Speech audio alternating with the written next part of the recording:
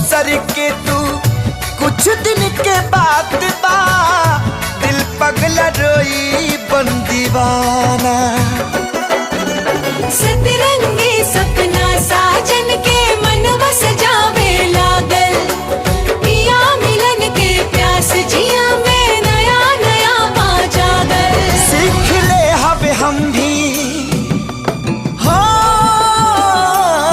सीख ले हवे हम भी गम में हंसे के ज्यादा अब जिए के पड़ी, अब जिए के पड़ी प्रीतिया के पीर में नहीं खुतक दीर में जान। प्यार नहीं खेली खल हाथ के लकीर में नहीं खुतक दीर में जान।